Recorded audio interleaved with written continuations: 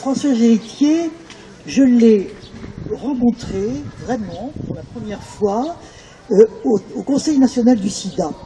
Elle avait été nommée à ce conseil par François Mitterrand en 1989.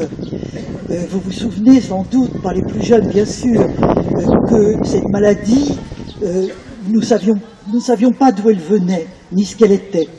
Et l'idée très intéressante du Conseil, c'était qu'il y ait des médecins, mais qu'il y ait aussi des gens comme Françoise Héritier, anthropologue, et notamment Françoise avait beaucoup réfléchi à toute la question des humeurs, c'est-à-dire le lait, le sang, le sperme, ces liquides qui transmettent.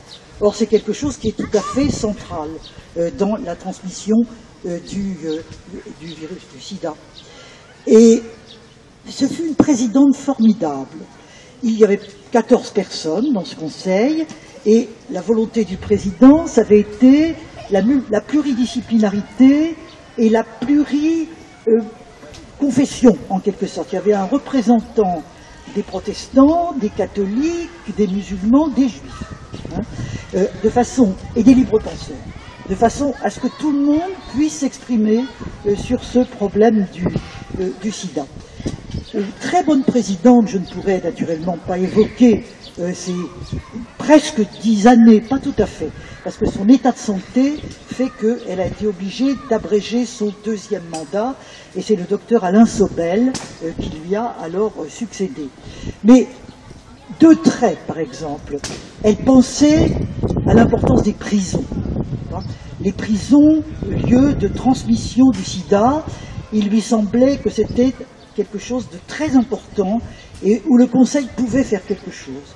Et nous sommes allés avec elle sur différentes visites dans les prisons, tout ça c'est autre chose, mais à l'issue de tout ça, ce qu'elle a fait et qui est très important, c'est qu'elle a proposé que la santé ne soit plus sous la coupe en quelque sorte du ministère de la Justice, comme il était jusque-là, mais sous celle du ministère de la Santé.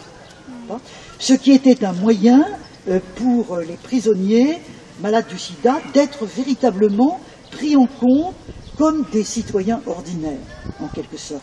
Et cette réforme très importante, dont évidemment l'évaluation est à faire encore aujourd'hui, était un acte très très important. Le deuxième acte, elle pensait que les femmes, notamment prostituées, avait un rôle dans la transmission du sida et que par conséquent, il fallait travailler avec elles. Et pendant toute la durée du Conseil, notamment quand nous étions à la rue d'Anjou, il y avait un local pour le bus des femmes, et le bus des femmes, c'était tenu par des prostituées qui essayaient justement d'apprendre, de diffuser les moyens de prévention par rapport au sida et qui avait évidemment une expérience importante. Je pourrais dire beaucoup d'autres choses, mais cela situe Françoise Héritier à la fois théoricienne, mais aussi profondément empirique et humaine, avec des actions extrêmement concrètes. J'ajoute que ce mandat a été très souvent syncopé, car Françoise était malade depuis longtemps. Et très souvent, on nous disait, Françoise Héritier, non, elle ne pourra pas venir aujourd'hui, elle est à l'hôpital, etc. Et là, nous avons compris aussi l'extraordinaire courage de cette femme, qui, dans son corps, souffrait, était atteinte, mais qui avait toujours le même humour. C'était extraordinaire, on a évoqué son humour, et je crois que c'est un de ses traits particuliers. Voilà une chose que je voulais dire. La deuxième, c'est que, bien sûr, Françoise et moi, nous ne nous sommes plus jamais perdus de vue, mais ceci est autre chose.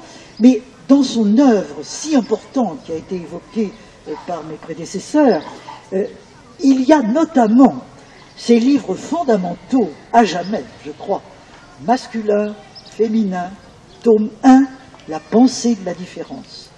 Masculin, 96. Masculin, Féminin, tome 2, 2007, je crois, ou 6, la dissoudre la hiérarchie. Les titres mêmes sont éloquents. Dans le premier volume, il s'agit de comprendre cette différence des sexes qui existe depuis l'origine des temps, qui se transmet par la pensée, les philosophes, les Grecs, la médecine, etc. etc. Et ça, c'était très important. C'est là où elle énonce notamment sa théorie de la valence différentielle des sexes. Bon. Et dans le tome 2, qui vient un peu moins de 10 ans après, un peu moins, elle répond à nos objections, car nous lui avons fait des objections, les historiennes que nous étions notamment, en lui disant « Mais enfin Françoise, les choses changent, les choses évoluent tout de même, et est-ce que les structures sont immobiles et peuvent rendre compte à jamais de la différence des sexes ?» Et elle avait dit « Bien sûr que non, bien sûr que non, le changement, les anthropologues comprennent le changement, ils savent le changement. » Et notamment, elle avait fait de la contraception, elle avait montré dans la contraception une véritable révolution, l'habeas corpus des femmes, comme elle disait après d'autres l'avaient dit à la même époque, c'était véritablement un moment essentiel de prise de conscience et d'autonomie des femmes.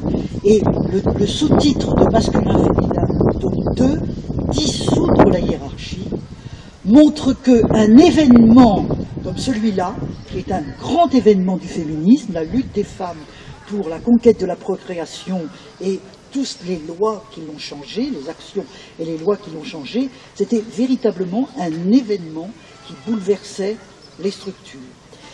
C'est dire que Françoise Héritier était à la fois une femme engagée, ô combien, on l'a dit, et en même temps une théoricienne, quelqu'un qui avait le souci de penser, et de penser justement cette différence des sexes que d'abord elle avait vu comme quelque chose de peut-être presque immuable, mais qui en réalité pouvait en effet changer. Et un dernier souvenir sera la réaction de Françoise Héritier lors du mouvement MeToo. Françoise Héritier a été très solidaire. Elle a dit c'est formidable, c'est très bien, et ajoutait-elle, enfin la honte a changé de camp, disait-elle à propos de l'affaire Weinstein. Voilà, ce sont quelques souvenirs, il y en aurait beaucoup d'autres, mais c'est dire que Françoise Héritier ne nous a pas quittés. C'est une vivante, ça a toujours été une vivante, et elle l'est aujourd'hui par son œuvre, qui à mon sens durera longtemps, sera quelque chose sur lequel nous pouvons nous appuyer, et puis ce jardin, ce lieu de mémoire, désormais, qui fait que, oui, nous ne l'oublierons pas, et nous ne l'oublions jamais. Merci.